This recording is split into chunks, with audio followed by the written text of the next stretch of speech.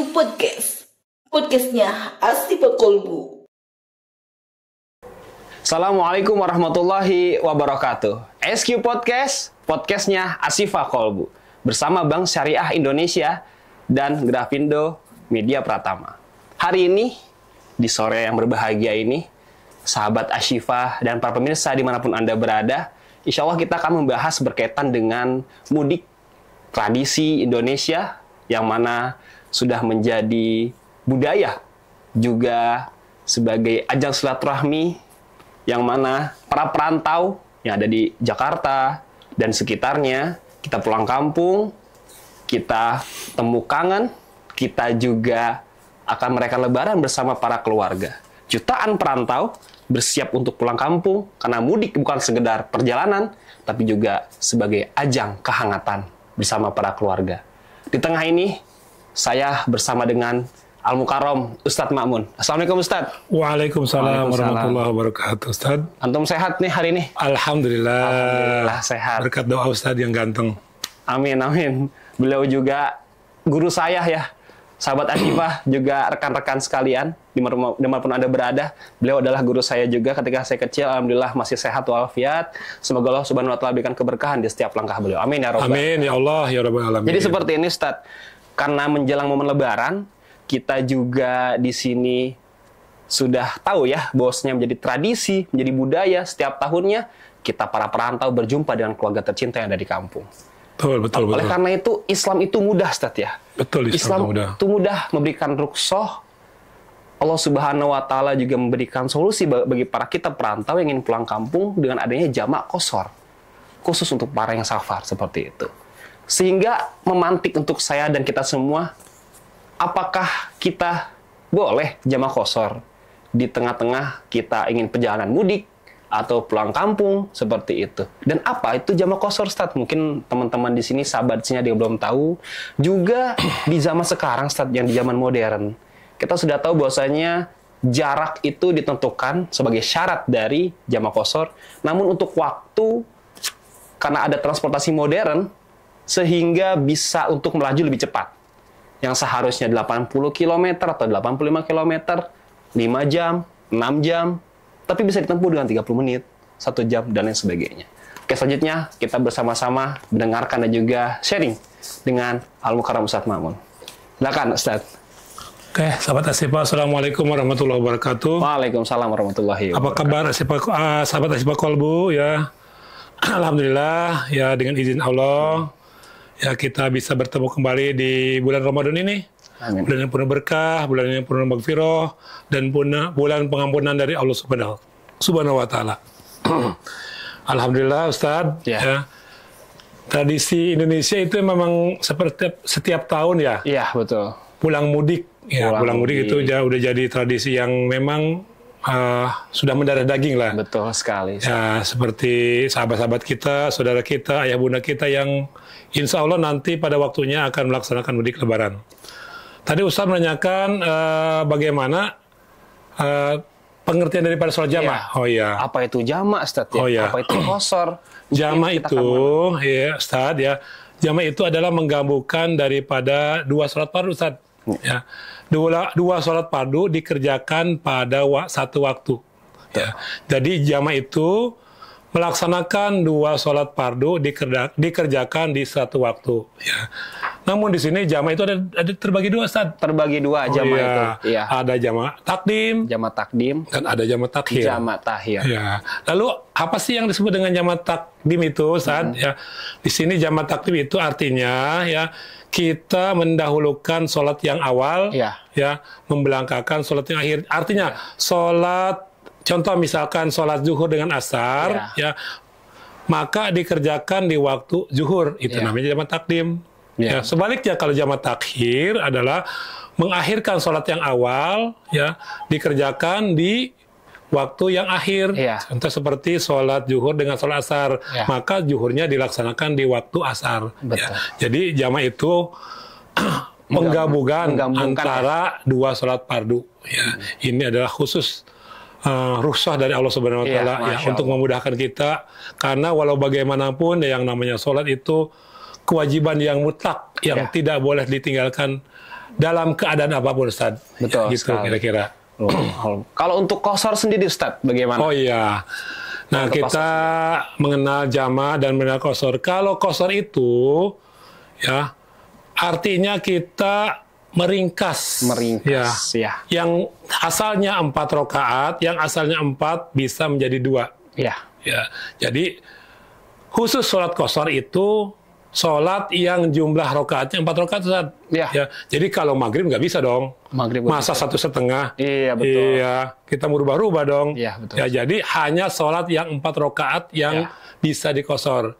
Lalu jama' dengan qashar bisa digadukan, Ustaz. Bisa digabungkan. Bisa digabungkan antara begitu niat kita jama' dengan qashar. Artinya 2 sholat fardu digabungkan secara waktu, kemudian diringkas juga yang disebut dengan jama' qashar. Betul. Ya, ini adalah kemudahan rukhsah ya dalam agama. Kalau memang agama itu memberikan kemudahan bagi pemeluknya saja. Jadi seperti itu, sahabat Asyifa, bahwasanya jama' itu menggabungkan, Ustaz ya. Iya, menggabungkan. Zuhur menarik ke asar atau asar menarik ke zuhur. Iya, begitupun untuk maghrib menarik ke isya, isya menarik ke. Iya, betul. Juga untuk qashar itu memperingkas, Ustaz ya. Iya, betul. Secara bahasa qashar itu memang pendek. Ya, diringkas. Disingkat. Zuhur 4 rakaat jadi 2. Betul.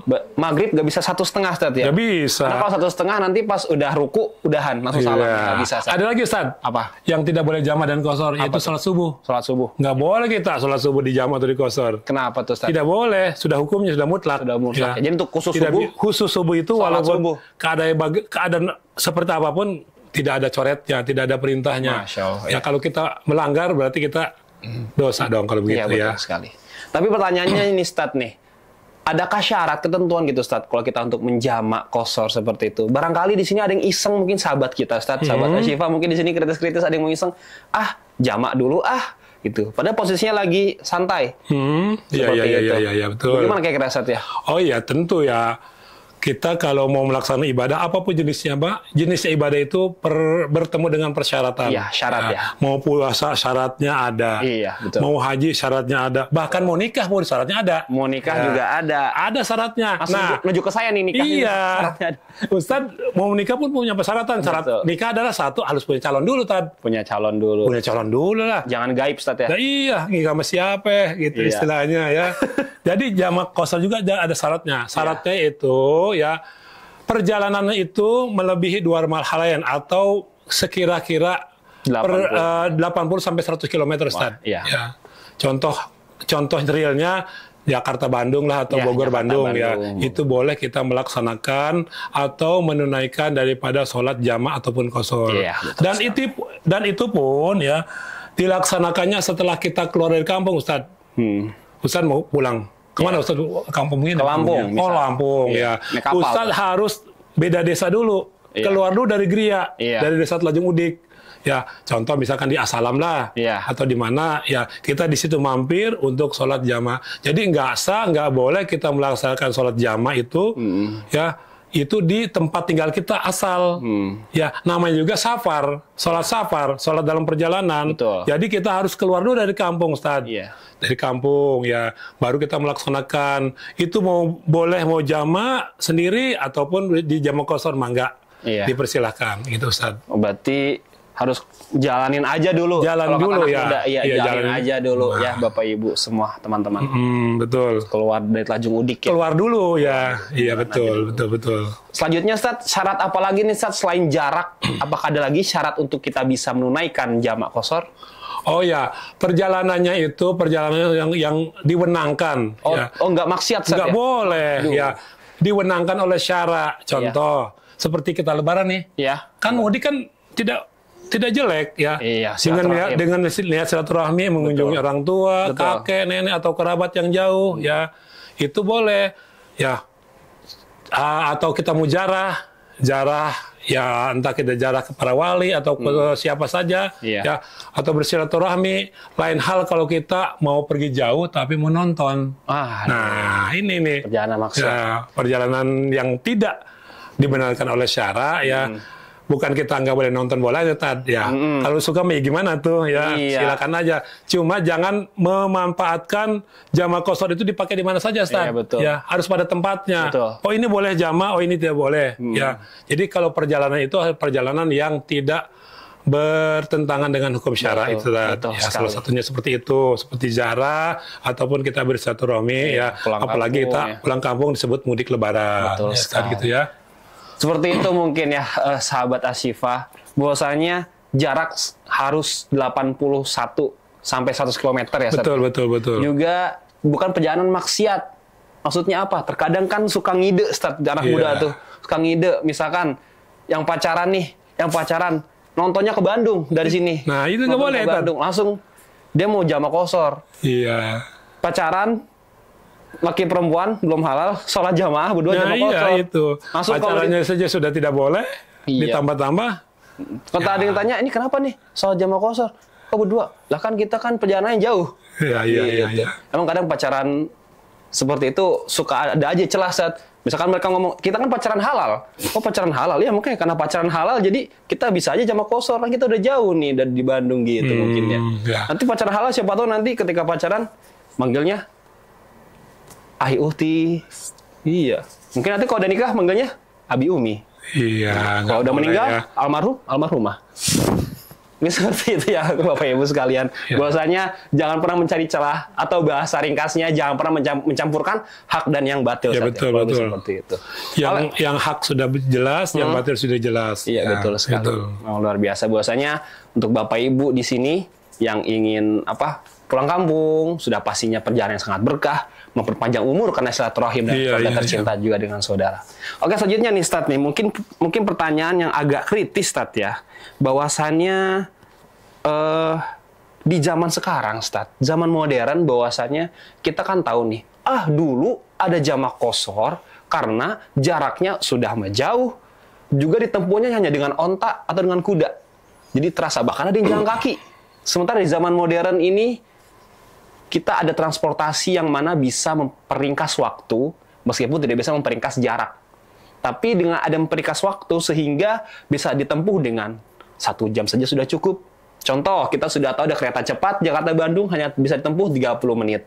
Juga jauh sebelum itu kita sudah ada bis, ya. Kita juga ada kereta, bisnya pun lewat jalan tol, Ustaz, sehingga bisa tertempuh dengan cepat.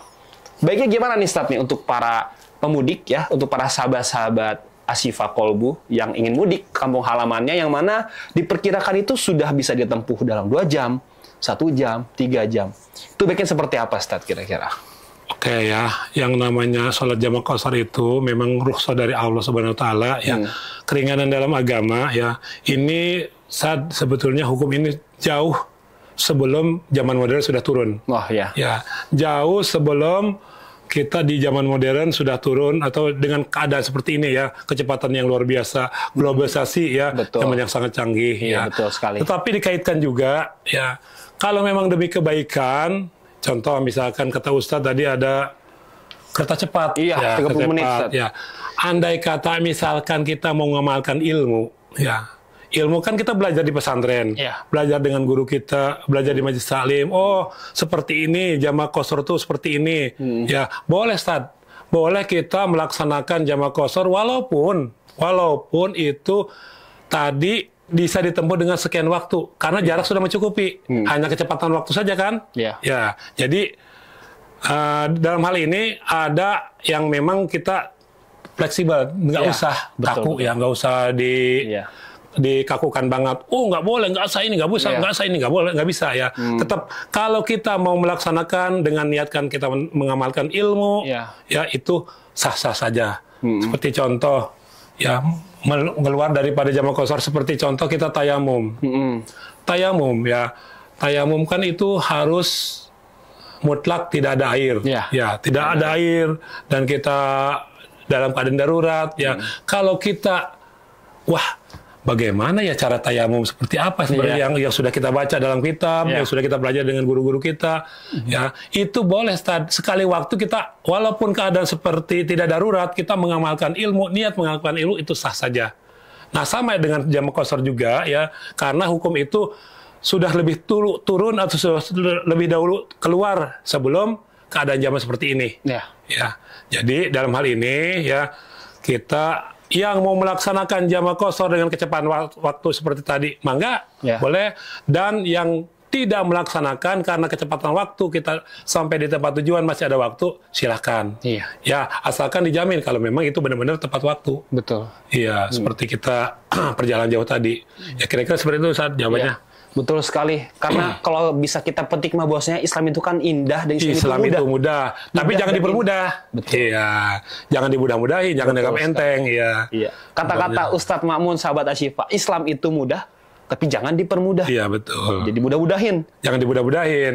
Betul sekali. Bahwasanya Islam itu indah dan mudah, sehingga untuk kita bisa merasakan kenikmatan ibadah, apa salahnya kita menggunakan jamak qashar? Toh perjalanan kita pun bukan perjalanan yang maksiat. Betul, itu syaratnya itu ya. Jangan perjalanannya yang memang tidak bersinggungan dengan hukum syara. Ya, betul sekali. Oke, luar biasa Ustadz Ma'mun. Hari ini kita banyak berbicara tentang jamak qashar, yang mana sangat relevan mungkin beberapa hari ini di pertengahan Ramadan ini, Ustadz. Kita akan melihat jutaan, puluhan perantau. Kita juga termasuk perantau ya, Ustadz Ma'mun asli Tanjung Udik ternyata, teman-teman. Ustadz, saya juga sekarang punya besan. Oh iya, betul. Ya, besan saya di Palembang, Ustadz. Di Palembang. Ya itu bisa kami nanti ke sana ya. Ustadz itu ke sana ya? Insya Allah. Sana. Insya Allah, Ustaz. kita jadi bisa mempraktikkan dan juga mengaktualisasi dari jamak qashar itu sendiri, Ustaz. Iya, betul. Sebagaimana Allah Subhanahu Wa Taala memberikan kita kemudahan dan memberikan kita ruang untuk semakin bisa khusyuk dalam perjalanan safar, khususnya bertemu dengan keluarga tercinta di kampung. Betul. Oke, mungkin cukup sekian ya, Ustaz Ma'mun. Alhamdulillah di hari ini di pertemuan yang luar biasa ini bertemakan tentang jamak qashar, insya Allah bermanfaat bagi para sahabat Asyifa sekalian. Amin. Yang mana kita sama-sama tahu sudah menjadi tradisi untuk mudik pulang kampung dengan keluarga tercinta semua. Terima kasih Ustadz Ma'mun. Oke. Alhamdulillah, terima kasih. Mungkin kata-kata hari ini Ustadz Ma'mun untuk para sahabat Asyifa, juga pemirsa dimanapun Anda berada yang ingin perjalanan mudik, dan juga untuk bisa mempraktikkan sholat jamak qashar. Oke, sahabat Asyifa dimanapun berada ya, alhamdulillah kita sudah membahas tadi ya kata-kata dari Ustadz ya. Walau bagaimanapun keadaannya, yang namanya sholat itu adalah kewajiban. Allah Subhanahu Wa Taala sudah mewajibkan kita sholat ya. Kalau tidak bisa dikerjakan dengan berduduk, maka dikerjakan dengan tiduran dan berbagai sebagainya. Nah di sini kita membahas jamak qashar, jangan lupa. Ya, jangan lupa untuk melaksanakan sholat jamaknya ya, sebagai bukti kita melaksanakan atau mengamalkan daripada ilmu yang kita miliki ya. Mudah-mudahan Lebaran tahun ini ya menjadikan tambah berkah buat kita semua, dan mudah-mudahan sahabat Asyifa, saya ucapkan selamat bermudik Lebaran ya, sampai di tujuan dengan selamat dan bisa berhappy dengan keluarga. Amin, ya itu kata-katanya. Mungkin sedikit saja dari yang sudah kita bahas di episode kali ini, bahwasannya saya sedikit menulis quotes, bahwasannya Lebaran menjelang, rindu kampung halaman membentang, mudik insya Allah kita akan tiba, hati pun bahagia, rindu keluarga makin terasa di perjalanan yang panjang. Bagaimana dengan sholat 5 waktu yang biasa? Islam itu mudah. Allah Subhanahu Wa Taala sesungguhnya akan memberikan kita ruang, memberikan kita jalan yang sangat mudah. Ada jamak qashar yang mana khusus untuk kita yang sedang safar. Kurang lebih seperti itu, Ustaz. Boleh tepuk tangan untuk hari ini, Ustaz. Terima kasih sahabat Asyifa semua. Mungkin cukup sekian dapat kami sampaikan, Ustaz ya. Minal aizin wal faizin. Mohon maaf lahir dan batin. Semoga rekan-rekan sekalian, sahabat-sahabat Asyifa sekalian, dan pemirsa dimanapun Anda berada bisa menjalani mudik dengan tentram, perjalanan yang aman dan selamat ke tujuan dengan bahagia dan berjumpa dengan keluarga tercinta. Terima kasih. IceQ Podcast, podcastnya Asyifa Kolbu. Terima kasih. Wassalamualaikum warahmatullahi wabarakatuh.